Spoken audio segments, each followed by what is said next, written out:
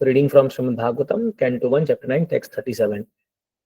स्वनिगम अपहाय मत प्रतिज्ञा मृतमधिकर्तुमवलुप्तो रतस्ता धृतरथचरणोऽभ्ययाचलद्गुण हरिरिव हन्तुम् इभं गतो तरीया. Yes, read the translation and purport. Scroll down.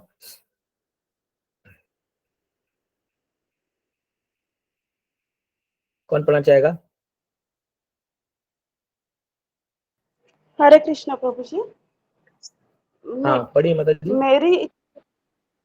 मेरी इच्छा को पूरी करते हुए तथा अपनी प्रतिज्ञा तोड़कर वे रथ से नीचे उतर आए. उसका पहिया उठा लिया और तेजी से मेरी ओर दौड़े. जिस तरह कोई सिंह किसी हाथी को मारने के लिए दौड़ पड़ता है, इसमें उनका उत्तरीय वस्त्र भी रास्ते में गिर गया. तात्पर्य श्रील प्रभुपाद द्वारा यद्यपि कुरुक्षेत्र का युद्ध सैन्य सिद्धांतों पर लड़ा गया था, लेकिन साथ ही साथ में खेल जैसी भावना भी थी, मानो वह दो मित्रों के बीच होने वाला युद्ध हो.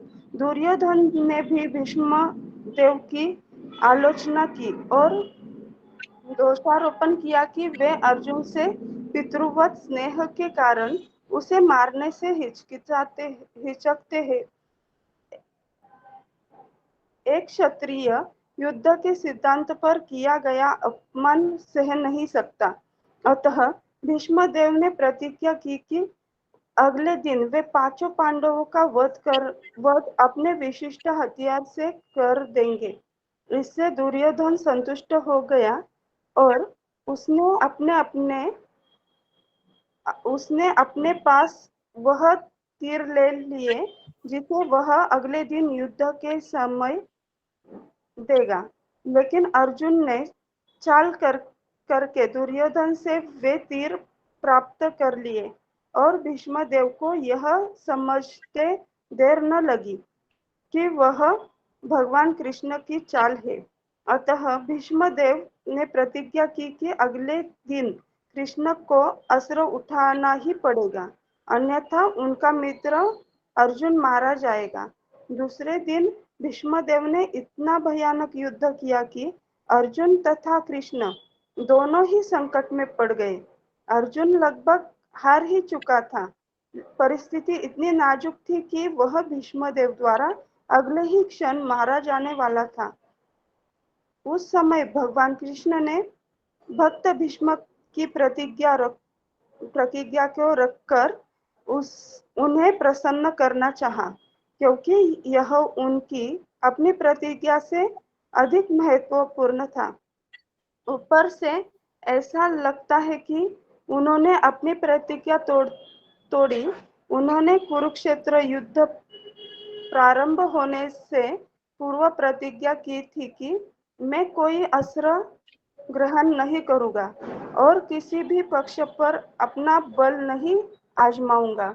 लेकिन अर्जुन की रक्षा करने के लिए वे रथ से उतरे, रथ का पहिया उठाया और क्रुद्ध होकर भीष्मदेव पर तेजी से इस तरह झपटे जैसे सिंह हाथी को मारने झपटता है. इससे रास्ते में उनका अंगवस्त्र गिर गया और क्रोधवश उन्हें इसका होश तक न रहा कि रास्ते में उनसे क्या गिर गया.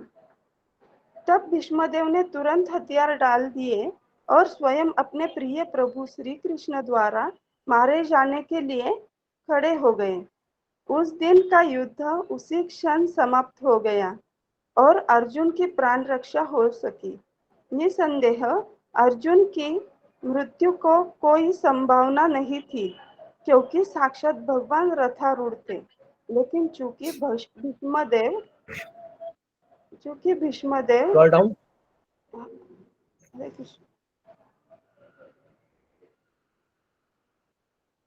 जो कि हाँ भीष्मदेव चाह रहे थे कि कृष्ण अपने मित्र को बचाने के लिए हथियार उठाए। अतएव भगवान ने ऐसी स्थिति उत्पन्न कर दी कि अर्जुन की मृत्यु सन्निकट जान पड़ी।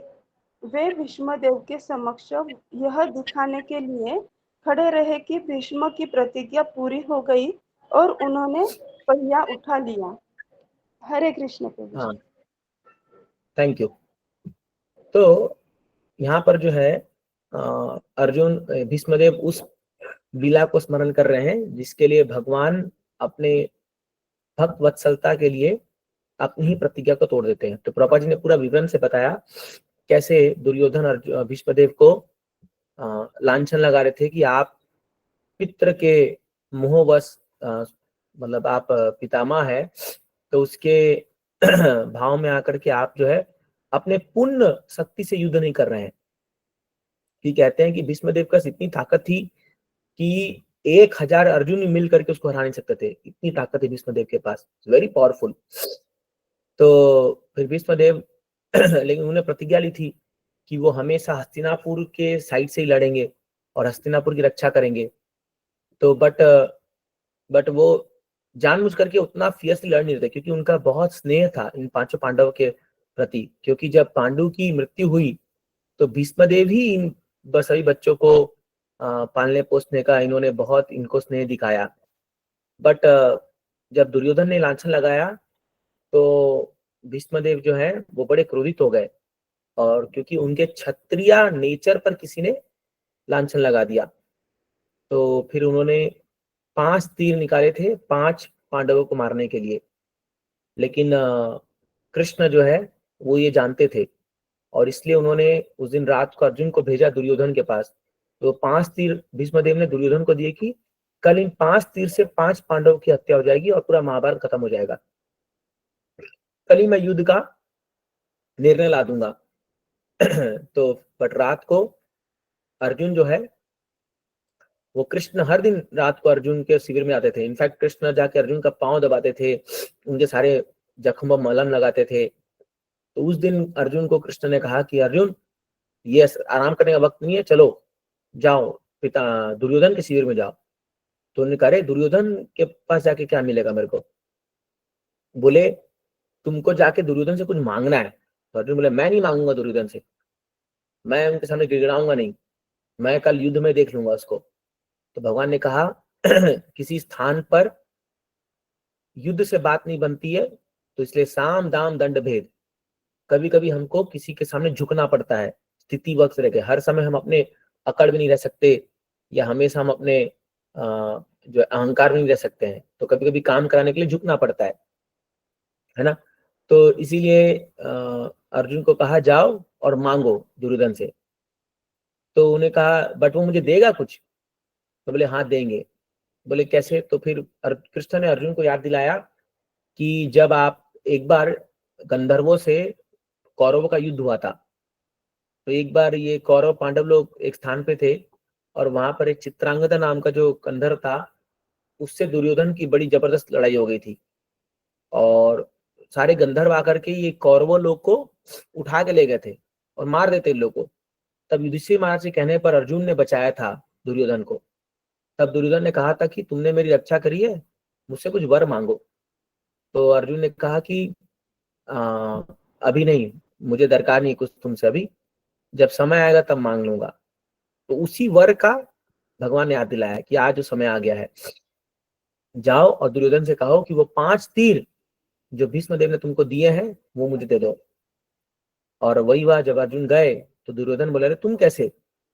तो फिर उन्होंने वो आकर के भीष्मदेव को बोलने लगे कि सॉरी, दुर्योधन बोले कि आ, अभी तुम युद्ध के शाम के समय मेरे पास आए हो और बोलो तुम्हें क्या चाहिए, क्या तुम्हारी इच्छा है? तो बोले भैया वो 5 तो तीर दे दो मेरे को जो तुमको भीष्मदेव ने दिया। तुमने तुमको कैसे पता? तो बोले वो कृष्ण ने मेरे को बताया, तो देना पड़ा। एक तो वर भी था, कर्जा भी था इसके ऊपर, और ये एक तरह से बड़ा भाई भी है। तो दिन में युद्ध होता था, शाम को तो क्षत्रिय का नियम है कि दिन में युद्ध होगा और शाम को जो है ये लोग मतलब आराम से बैठ के चाय पानी वानी पियेंगे और अपना अच्छा बातचीत करते थे शाम को, ऐसा क्षत्रिय का रूल था। तो फिर वो तीर लेके आ गया। तो नेक्स्ट दिन जब भीष्मदेव युद्ध के लिए तैयार हो रहे थे तो दुर्योधन को बुलाया, बोला वो तीर कहाँ है जो मैंने 5 तीर तुमको कल दिए थे? बोले वो तो गया। बोले किसके पास? बोले अर्जुन के पास। बोले कैसे? बोले बताया ऐसे ऐसे आया, ये वो सब था, वर था, मैंने उनको देना पड़ा। तब भीष्मदेव ने कहा कि जब तक कृष्ण इनके साथ में है कोई इनको मार नहीं सकता। प्रपंच लिखते तात्पर्य में इस हम सुनते भी ना, गीता में कहते हैं यत्र योगेश्वरो कृष्ण यत्र पार्थ धनुधर तत्र श्री विजय ध्रुवा इति ममा। तो जहां पर अर्जुन जैसे भक्त हैं और जहां पर कृष्ण से योगेश्वर है, वहां श्री, नीति, ध्रुवा, विजय, ये 4 चीज हमेशा होगा। फुल ऑफ ऑपुलेंस होगा, हमेशा विजय होगी, और हमेशा जो है नीतिवान होंगे लोग। ये चीजें हमेशा रहेगी क्योंकि कृष्ण वहां मौजूद है। तो इसीलिए अर्जुन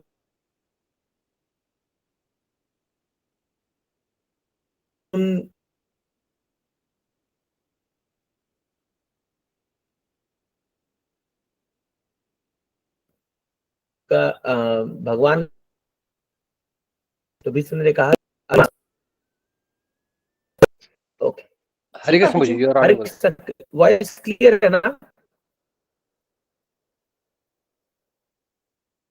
यस प्रभु जी। थोड़ा कट कट के आ रहा है गुरुजी, कट कट के आ रहा है। अगर ब्रेक हो रहा है हाँ, मुझे ब्रेक बोलना। हो रहा है, हाँ कट ब्रेक क्या हो रहा रहेगा? है गुरुजी। ओके, मैं दूसरे जगह से ज्वाइन करता हूँ। Give me 30 seconds, give me 30 second, मैं ज्वाइन करूँ दूसरी जगह से।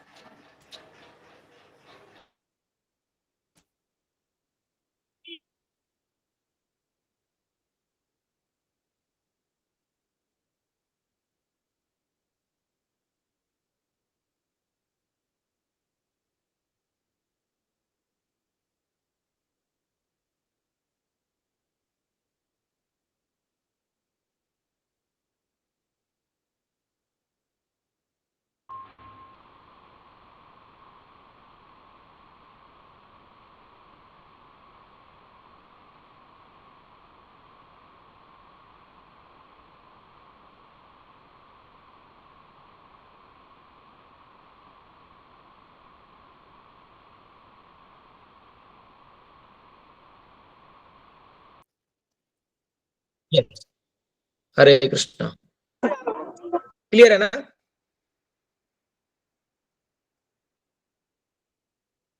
हाँ यस प्रभु जी, क्लियर है वॉइस। क्लियर है गुरुजी, क्लियर है। तो मैं बता रहा था कि जब अर्जुन को ये तीर मिल गए और भीष्मदेव ने जब ये प्रतिज्ञा ली, तो उस दिन जब तीर चले गए तो फिर भी भीष्मदेव ने कहा कि आज भी मैं ऐसा युद्ध करूंगा कि आज तक वो ऐसा युद्ध देखा नहीं होगा। भले ही मेरे पास तीर नहीं है लेकिन फिर भी मैं बहुत घमासान युद्ध करूंगा। और रियली भीष्मदेव ने उस दिन बहुत जबरदस्त युद्ध किया, बहुत फियर्स बैटल हुआ। ऐसा तीर मारे थे कि अर्जुन एक तीर निकालता उतने में तो भीष्मदेव 10 ठोक दिए थे उसको। इतना जबरदस्त युद्ध हो रहा था। इवन कृष्ण भी जो है उस दिन थोड़ा सा चिंतित हो गए, आज क्या खा के, कौन सा बॉर्नविटा या ये खा के आए ये भीष्मदेव, आज जबरदस्त युद्ध चल रहा है। तो लेकिन भीष्मदेव का प्रतिज्ञा था कि आज या तो अर्जुन की मृत्यु होगी और या भगवान अपना प्रतिज्ञा तोड़ेंगे। तो कृष्ण की क्या प्रतिज्ञा थी कि मैं पूरे महाभारत युद्ध के दौरान कोई भी अस्त्र नहीं उठाऊंगा। लेकिन भीष्मदेव ने कहा कि मैं आज फोर्स कर दूंगा भगवान को ये अस्त्र उठाने के लिए। और वही बात जो है यहाँ पर सॉरी,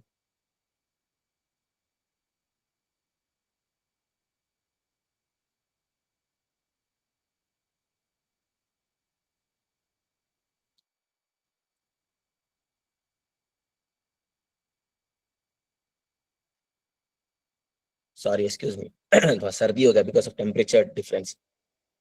तो भीष्मदेव जो है उन्होंने प्रतिज्ञा ली कि आज मैं अर्जुन का जो कृष्ण का जो है प्रतिज्ञा तोड़ने पर मजबूर कर दूंगा। और ये जब फियर्स बैटल हुआ तब कृष्ण जो है वो रथ का पहिया उठा करके बीच में ही उठा करके भागते हैं। और वो बहुत फेमस सीन है जहां आप देखते हो कैसे अर्जुन जो है भगवान का पांव पकड़ते बोलते नहीं आप मेरे लिए अपनी प्रतिज्ञा मत तोड़ो। तो कृष्ण बोलते हैं कि नहीं नहीं, आज मैं दिखाऊंगा भीष्मदेव को कि मेरे भक्त मुझे कितना प्रिय है, कि मैं कितना भक्त मतलब मेरे भक्त मुझे कितना प्रिय है, मैं आज दुनिया को दिखाऊंगा। और भगवान भागते रथ लेकर के और का पहिया लेकर के, और जब भीष्मदेव देखते हैं कि भगवान ने अपनी प्रतिज्ञा तोड़ दी है तब जो है वो अपना हथियार गिर देते हैं और सरेंडर कर देते हैं। तो इसी पास्ट टाइम को जो है भीष्मदेव याद कर रहे हैं। ठीक है, यस नेक्स्ट प्लीज शेयर कीजिए नेक्स्ट लोग।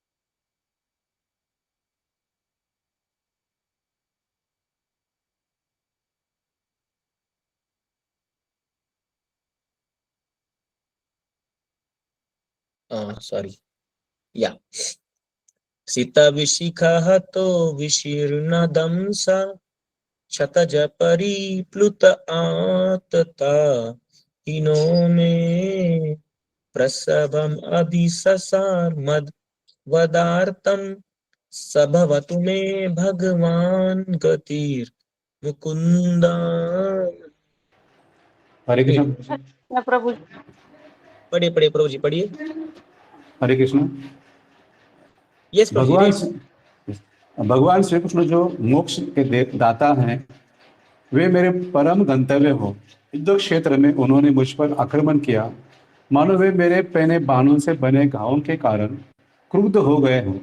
उनका कवच छितरा गया था और उनका शरीर घावों के कारण खून से सन गया था। तात्पर्य, कुरुक्षेत्र के युद्ध क्षेत्र में भगवान श्री कृष्ण तथा भीष्मदेव के आपसी व्यवहार अत्यंत रोचक थे, क्योंकि भगवान श्री कृष्ण की गतिविधियां अर्जुन के प्रति पक्षपातपूर्ण और भीष्मदेव के प्रति शत्रुतापूर्ण लग रही थी, लेकिन वास्तव में यह सब कुछ महान भक्त श्री भीष्मदेव के प्रति विशेष अनुग्रह दिखाने हेतु था। ऐसी लीलाओं की सबसे बड़ी विशेषता यह होती है कि भक्त शत्रु का अभिनय करते हुए भी श्री भगवान को प्रसन्न कर सकता है। परम पूर्ण होने के कारण श्री भगवान अपने भक्त की शत्रु वेश में भी सेवा ग्रहण कर सकते हैं। परमेश्वर का कोई शत्रु नहीं हो सकता, न ही कोई तथाकथित शत्रु उन्हें हानि पहुंचा सकता है, क्योंकि वे अजीत हैं।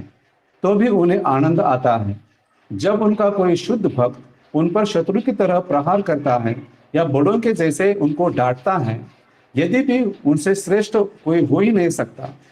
भक्त तथा श्री भगवान के बीच ये कुछ दिव्य आदान प्रदान के व्यवहार हैं, किंतु जिन्हें शुद्ध भक्ति की कोई जानकारी नहीं है वे ऐसी लीलाओं के रहस्य को नहीं जान सकते। भीष्मदेव ने एक वीर योद्धा की भूमिका निभाई और उन्होंने जानबूझकर श्री भगवान के शरीर को बाणों से बिंद दिया, जिससे सामान्य लोगों की दृष्टि में श्री भगवान घायल प्रतीत हुए, लेकिन वास्तव में यह अभक्तों को मोहग्रस्त करने हेतु था। पूर्णतः दिव्य शरीर कभी घायल नहीं किया जा सकता और भक्त सभी कभी भी श्री भगवान का शत्रु नहीं बन सकता। यदि ऐसा ही होता तो भीष्मदेव उन्हीं श्री भगवान की अपने जीवन के परम गंतव्य के रूप में इच्छा न करते। यदि भीष्मदेव भगवान श्री कृष्ण के शत्रु होते तो भगवान श्री कृष्ण बिना हिले डुले ही उनका विनाश कर देते। उन्हें रक्त से सने घाव लेकर भीष्मदेव के समक्ष आने की आवश्यकता नहीं थी, लेकिन उन्होंने ऐसा किया क्योंकि यह योद्धा भक्त अपने द्वारा उत्पन्न घावों से सुशोभित श्री भगवान के दिव्य सौंदर्य का दर्शन करना चाह रहा था। श्री भगवान व उनके भक्त में दिव्य रस का आदान प्रदान ऐसा होता है। ऐसी लीलाओं से भक्त तथा भगवान दोनों का यश बढ़ता है। श्री भगवान इतने क्रुद्ध थे कि जब वे भीष्मदेव की ओर लपक रहे थे तो अर्जुन ने उन्हें रोका, लेकिन वे माने नहीं और भीष्मदेव की ओर उसी प्रकार बढ़े चले जा रहे थे जिस प्रकार एक प्रेमी दूसरे प्रेमी के पास विघ्न बाधाओं की चिंता न करते हुए बढ़ता जाता है। ऊपरी तौर से उनका संकल्प भीष्मदेव को मारने का था, लेकिन वास्तव में वे अपने महान भक्त को प्रसन्न करना चाहते थे। श्री भगवान निस्संदेह समस्त बद्ध जीवों के उद्धारक हैं। निर्विशेषवादी उनसे मोक्ष की कामना करते हैं और वे उन्हें मनोवांछित फल देते हैं। लेकिन यहाँ तो श्री भीष्मदेव श्री भगवान के साक्षात स्वरूप को देखने की इच्छा व्यक्त करते हैं। सभी शुद्ध भक्त ऐसी ही कामना करते हैं। हरे कृष्ण प्रभु जी। Thank you. तो हाँ, आप देखोगे कि कोई भी जो शुद्ध भक्त होते हैं वो भगवान के साथ विभिन्न रसों में आदान प्रदान करते हैं। तो मुख्य प्रकार से 5 जो है वो प्राइमरी रसा है, शांत रस, दास्य रस, वात्सल्य रस, साख्य रस, माधुर्य रस, और 7 जो है वो गौण रस है, जिसमें से एक वीर रस भी आता है। तो प्राइमरी ये 5 रस है और 7 जो है अलग अलग रस है, जिसमें एक चाइवल रस है, एक भक्त और एक अलग अलग प्रकार के रसा है। उसका भक्ति स्वामी सिंधु में रूप गोस्वामी इसका वर्णन करते हैं। तो इन 7 में एक है वीर रस, जहां भगवान को योद्धा के रूप में भक्त देखना चाहते हैं। तो इसीलिए यहाँ पर जो भीष्मदेव है वो वीर रस का आस्वादन करने के लिए भगवान को योद्धा के रूप में देखना पसंद कर रहे हैं। और योद्धा जब योद्धा होगा तो योद्धा का मतलब क्या है?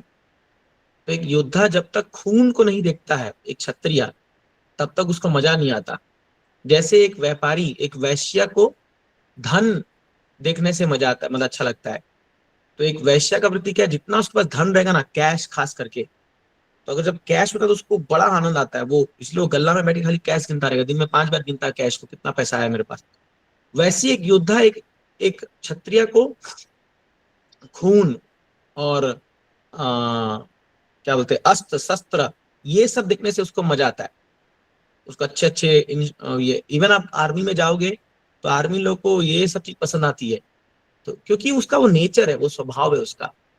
ब्राह्मण को क्या देख के अच्छा लगता है? शास्त्र, उसको अच्छी विद्या, अच्छा कुछ कोई बढ़िया श्लोका, ये सब देख के। और शूद्र के लिए क्या है? शूद्र के लिए कुछ नहीं, उसको खाली खाना पीना और ये सब चीजें, उसको खाली अच्छा खाना मिल जाए दिन का 2-3 टाइम, बढ़िया सोने के लिए मिल जाए, और ये जो 4 चीज, आहार निद्रा भय मैथुन, ये जब 4 चीजें करने में उसको आनंद आता है, ये शूद्र है। तो देखिए अपने में लाइकिंग भी जो है वो डिटरमाइन करती है कि हम किस वर्ण में है। ऑफकोर्स पहले तो गुरु डिटरमाइन करते थे तुम्हारा वर्ण क्या है, लेकिन अभी अपन भी डिटरमाइन कर सकते हैं कि हमारा इंटेंशन क्या है। बाय डिफॉल्ट कलयुग में सभी लोगों को 4 चीज में इंटरेस्ट है, खाना पीना सोना, ये सब, आहार निद्रा भय मैथुन, सब इसमें, इसलिए बाय डिफॉल्ट शूद्र है। बट स्टिल जब हम भक्ति में आते हैं, आप देखो कि आपका एक स्पेसिफिक लाइकिंग आपके साथ में आएगा।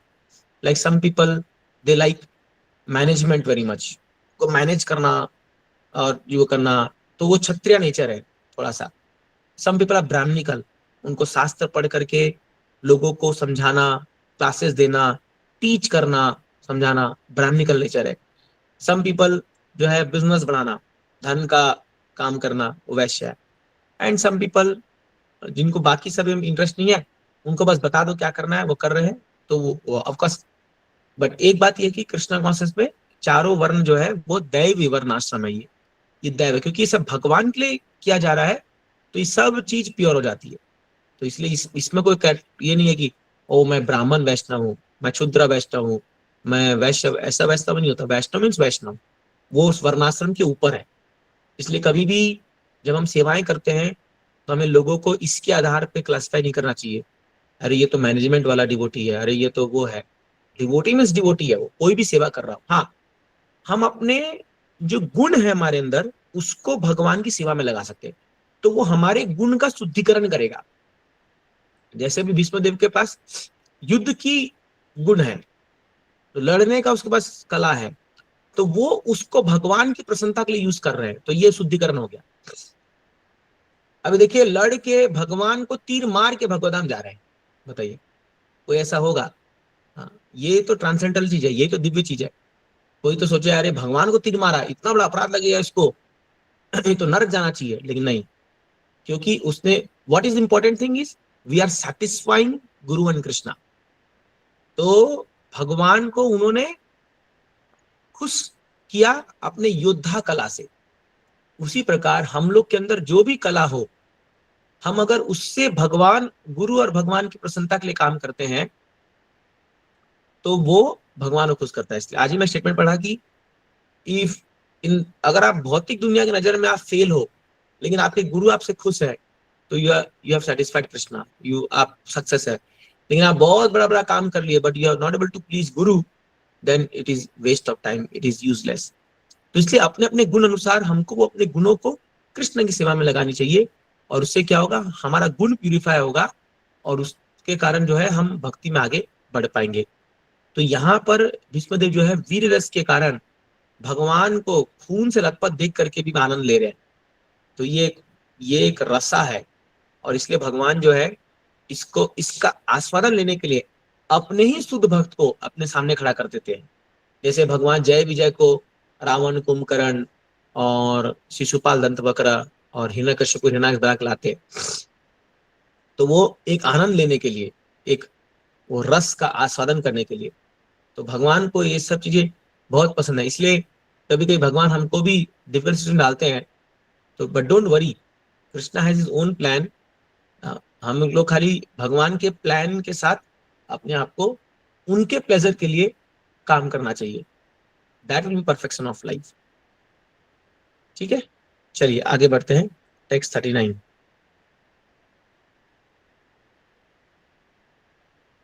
या विजय रथ कुटुंब आततोत्रे धृतहय रश्मिनित श्रिये शनीये भगवती रतिरस्तु मे मुमूर्षोर यमिह निरीक्ष्य हतागता स्वरूपम।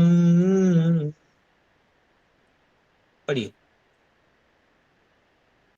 हरे कृष्ण। हाँ पढ़िए मतलब।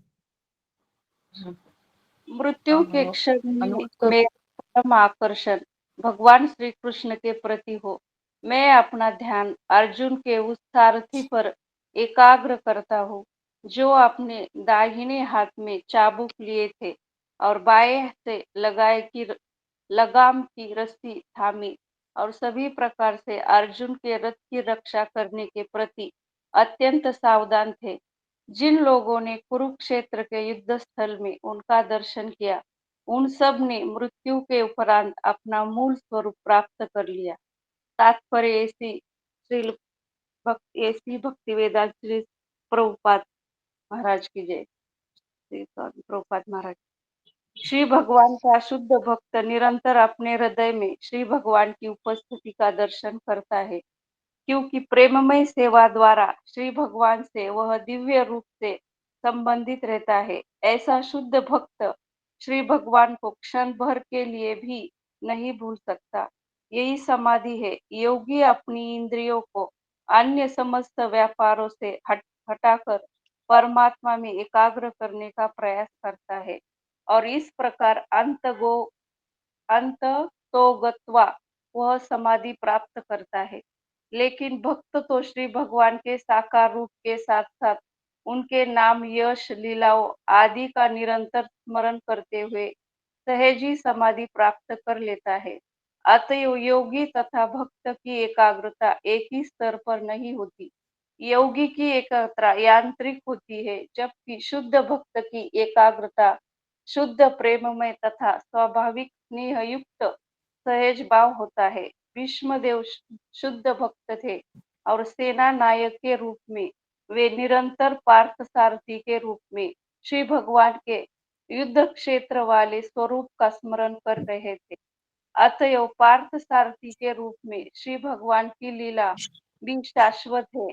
कंस के कारागार में अपने प्राकट्य से लेकर अंत में मौसल लीला तक समस्त ब्रह्मांडों में श्री भगवान की लीलाएं एक एक करके जैसे ही घटित होती है, जिस प्रकार घड़ी की सुइयां एक बिंदु से दूसरे बिंदु तक चलती जाती है, और वैसे लीला में पांडव तथा भीष्मदेव जैसे उनके पार्षद उनके नित्य संगी रहते हैं, इस प्रकार भीष्मदेव पार्थ सारथी के रूप में श्री भगवान के सुंदर स्वरूप को, जिसे अर्जुन भी नहीं देख पाया, कभी नहीं भुला पाए। अर्जुन पार्थ सारथी के पीछे थे, जबकि भीष्मदेव श्री भगवान के बिल्कुल सामने थे। जहाँ तक श्री भगवान के योद्धा वेश का संबंध है, भीष्मदेव ने इसका आस्वादन अर्जुन की उपेक्षा अधिक रुचि से किया। कुरुक्षेत्र की युद्ध भूमि के सभी सैनिकों तथा व्यक्तियों ने मृत्यु के उपरांत श्री भगवान जैसा अपना मूल आध्यात्मिक स्वरूप प्राप्त किया, क्योंकि श्री भगवान की अहेतुकी कृपा से वे सभी उस अवसर पर उनका साक्षात दर्शन कर सके। जलचर जलचर से लेकर ब्रह्मा तक विकास चक्र में चक्कर लगाने हुए सभी बद्ध जीव माया के रूप में है, या उस रूप में है जिसे उन्होंने अपने कर्मों से प्राप्त किया है, और जो भौतिक प्रकृति ने उन्हें प्रदान किया है। बद्ध जीवों के भौतिक रूप बाहरी वस्त्रों की तरह है, और जब बद्ध जीव माया के चंगुल से छूट जाता है, तब उसे अपना मूल स्वरूप प्राप्त होता है। निर्विशेषवादी श्री भगवान ने निराकार ब्रह्म तेज को प्राप्त करने का इच्छुक रहता है, लेकिन श्री भगवान के अंश रूप जीवित पुल्लिंगों के लिए यह रंच मात्र भी हितकर नहीं है। अतएव निर्विशेषवादियों का पुनः पतन होता है, और वे फिर से भौतिक रूप प्राप्त करते हैं, जो आत्मा के लिए मिथ्या होते हैं। भक्तों को आत्मा की मूल प्रकृति के अनुसार वैकुंठ में या गोलोक में श्री भगवान के समान द्विभुज या चतुर्भुज आध्यात्मिक स्वरूप प्राप्त होता है। यह स्वरूप जो 100% आध्यात्मिक है, जीव का स्वरूप है, और कुरुक्षेत्र की युद्ध भूमि में दोनों ओर से युद्ध करने वाले योद्धाओं ने अपना अपना स्वरूप प्राप्त किया, जिसकी पुष्टि भीष्मदेव कर रहे हैं। अतएव भगवान श्री कृष्ण केवल पांडवों पर ही नहीं, दूसरे पक्ष पर भी दयालु थे, क्योंकि उन सबको एक ही जैसा फल प्राप्त हुआ। भीष्मदेव भी वही सुविधा चाहते थे, और यही श्री भगवान की उनकी प्रार्थना थी। यद्यपि श्री भगवान के पार्षद रूप में किसी भी स्थिति में उनका पद सुरक्षित है, निष्कर्ष यह है, जो भी व्यक्ति मन में या साक्षात श्री भगवान का दर्शन करते हुए देह त्यागता है, वह अपना स्वरूप प्राप्त करता है। यही जीवन की सर्वोच्च सिद्धि है। हरे कृष्ण प्रभु जी। हरे गो, थैंक यू। तो बहुत ही सुंदर परपोर्ट प्रभा जी ने यहाँ पर दिया है। और भीष्मदेव जो है वो पार्थ सारथी के रूप में भगवान कृष्ण को स्मरण कर रहे हैं।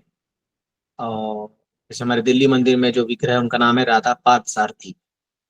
तो ये बहुत सुंदर है। एक हाथ में अपने राइट हैंड में भगवान जो है घोड़े की लगाम पकड़े हुए, और लेफ्ट में एक स्टिक पकड़ करके, और सुंदर भगवान का जो है सुंदर वर्ण, सुंदर वो जो आवेश, और भगवान का पीताम्बर कपड़ा, उनके गले में माला, और सिर पे हेलमेट, और जो है कुंडल, ये तो भगवान का सुंदर आंख, ये रूप को भीष्मदेव अपने हृदय में स्मरण कर रहे हैं। तो क्योंकि वो वीर रस का आस्वादन कर रहे हैं, तो वो एक योद्धा के रूप में भगवान को स्मरण कर रहे हैं। तो ये स्मरण करना बहुत जरूरी है। तो इसलिए प्रभा जी कह रहे हैं कि दिस कॉल स्मरणम, बट स्मरणम आएगा कैसे? श्रवणम कीर्तनम स्मरणम। तो जब हम श्रवण कीर्तन बहुत करेंगे तब जाकर के हमको स्मरण होगा। और ये भगवान का फॉर्म, जैसे आज चंदन यात्रा है, आज अक्षय तृतीया है, तो आज आप देखिए हमारे मदन मोहन जी कितने सुंदर रूप में है, दर्शन दिए हैं, एकदम पूरा चंदन से लेपा हुआ है, कितना जबरदस्त दर्शन हो रहा है। तो ऐसे रूप जब हम बार बार बाबा देखते हैं, तो इससे आंखों की शुद्धिकरण होती है और मन में भगवान की छवि बैठ जाती है। This is called meditation. Prabha लिखते हैं दिस इज कॉल्ड ट्रांस। जब आप कॉन्स्टेंटली भगवान को याद करते हो, तो आप याद कब करोगे भगवान को? जब आप भगवान की सेवा करोगे, जब आप बार बार भगवान का दर्शन करोगे। इसलिए गुरु महाराज कहते थे कि हर एटलीस्ट सैटरडे संडे में कोई एक दिन मंदिर आना चाहिए। मंदिर आने से क्या होता है, जब हम भगवान को देखते हैं, भक्तों को देखते हैं, तो वो स्मरण मन में बैठ जाता है, और वो धीरे धीरे करते करते करते करते जो है वो फिर हमारे हृदय में बैठ जाता है। और लाइकलीहुड है कि हमारे अंतिम समय में, जब मृत्यु का समय आएगा, तब हमारा ध्यान भगवान की ओर चला जाएगा। अगर वो हो गया, अंतकाले च मामेव स्मरण उक्ता कलेवरम, this is the goal of life, यही हमारा लक्ष्य है। तो इसीलिए इसको प्रैक्टिस लगेगा। अभी बार बार बार बार बार बार प्रैक्टिस करने से हम लोग को ये स्मरण होगा भगवान का। अभी और जितना हम लोग माया के बारे में सोचते रहेंगे, उतना उसका स्मरण होगा, है ना। तो इसीलिए क्या है कि we have to practice thinking of lord. इसलिए रूप गोस्वामी भक्तिसार सिंधु में एक बहुत सुंदर श्लोक कहते हैं, वहां पर वो कहते हैं कि स्मर्तव्य सततम विष्णु विस्मर्तव्य न जातुचित। तो एतत् बताते हैं कि ये जो रूल है, always remember Krishna, never forget Krishna, this is the rule of all scriptures. सारे जो अदर जो रूल्स रेगुलेशन है वो इसके सबसर्विएंट है, मतलब बाकी और नियम कानून जो भी है वो सब इसके अधीन है। लेकिन मुख्य लक्ष्य क्या है? स्मर्तव्य सततम विष्णु, भगवान विष्णु या कृष्ण का सदैव स्मरण करो। विस्मर्तव्य न जातुचित, कभी भी भगवान का विस्मृति ना हो। इसलिए भक्त भगवान से क्या प्रार्थना करता है? हे भगवान, मैं आपको भूलूं नहीं। तो इसलिए हम लोग, आपको लग गया कि हम क्यों इतना प्रोग्राम्स करते हैं, हम क्यों ऐसे वीकली में आप मेंटर रीडिंग अटेंड करते हो, फिर वेडनेसडे क्लास है, फिर सैटरडे पनवेल क्लास आता है, फिर संडे क्लास है, to remember Krishna, to remember again and again, again and again. बार बार जब हम कथा में आते हैं, भले आपको लगे कि सेम कथा बोल रहे हैं, सेम चीज चल रहा है, ऐसा लग सकता है, बट नहीं, उसका भी महत्व है। आप जब भक्तों के हम जब संग में आते हैं ना, तो we are forced to remember Krishna. हमारा माइंड इधर तो डाइवर्ट हो, लेकिन कोई भी एक कथा सुन करके आप तुरंत भगवान को याद करते हो। हम लोग कीर्तन करते हैं, भगवान दर्शन लेते हैं, भक्तों दर्शन लेते हो, तुरंत हमारे कृष्ण कौन सी जागृति होता है। इसीलिए प्रोग्राम मिस नहीं करना चाहिए। अगर आप प्रोग्राम मिस कर रहे हो, दैट मीन्स आप भूलने के लिए, भगवान को भूलने का इंतजाम कर रहे हो, और वो हमारा बहुत बड़ा लॉस है। तो एक प्रोग्राम करने में हम इतना एंडेवर क्यों डालते हैं? Just to give people chance to remember Krishna, यही लक्ष्य है हमारा। क्योंकि यही चीज उनके धीरे धीरे हृदय को पवित्र बनाएगी और उनको धीरे धीरे एडवांस करेंगे स्पिरिचुअल वर्ल्ड की ओर। यकीन मानिए, अगर मैं आपको गारंटी देता हूं कि अगर यहाँ पर जितने भी लोग हम लोग जुड़े हुए हैं सब, हम केवल अपना जो रेगुलर प्रोग्राम्स जो हम टेम्पल में करते हैं या अपना ग्रुप में जो होता है वो करते जाएंगे ना, ऑटोमेटिक आप भक्ति में आगे बढ़ोगे। ऑटोमेटिक आपको अलग से और कुछ करने, मतलब जो आप घर में करते हो तो है ही नियम, ऑटोमेटिकली सत्संग का ये लाभ होता है। Why? Just to remember Krishna, because the goal of life is that सततम स्मर्तव्य Vishnu विस्मर्तव्य न जातुचित।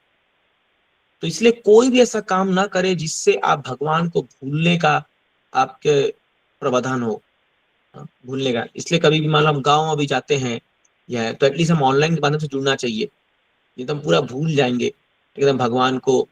अभी क्या, क्योंकि बहुत मुश्किल है जैसी, क्योंकि दुनिया में कौन कितने लोग हैं जो हमको कृष्ण का स्मरण कराने में मदद करते हैं? बहुत ही कम लोग। That's why duties are so important. क्यों हमें भक्तों का संग चाहिए?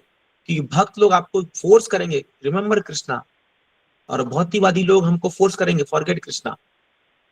तो we have choice whom to associate with.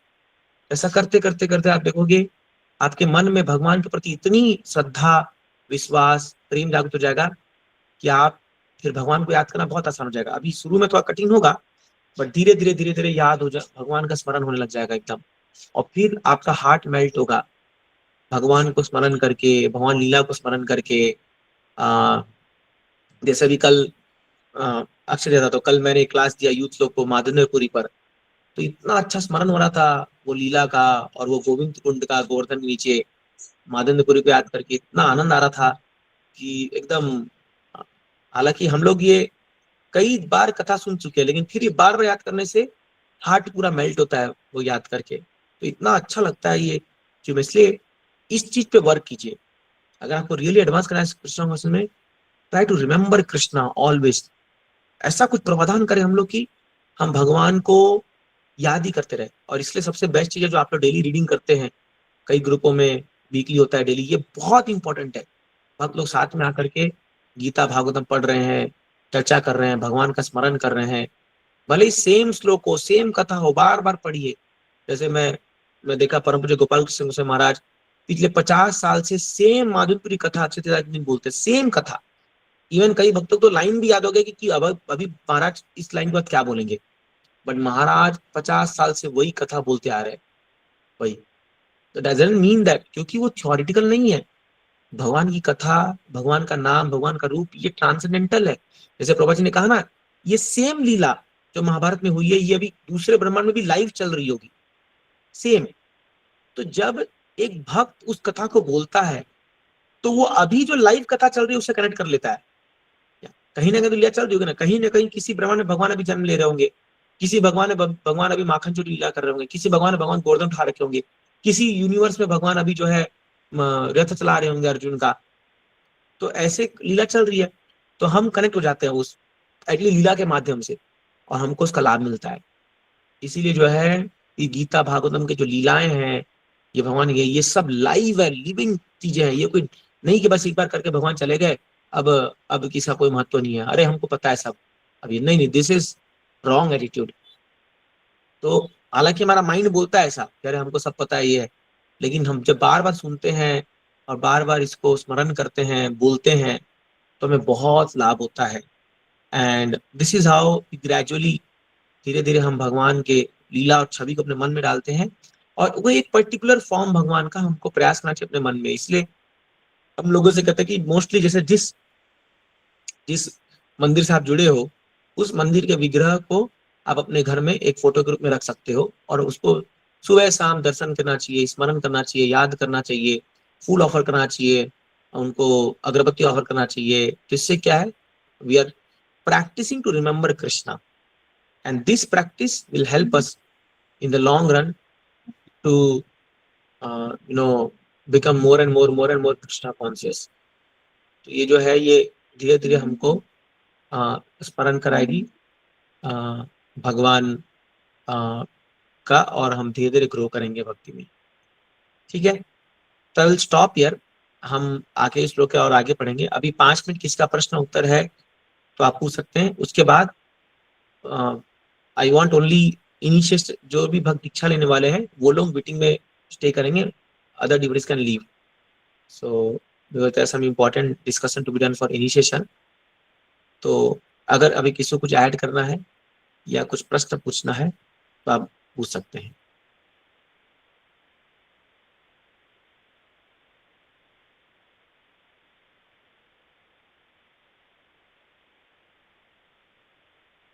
Okay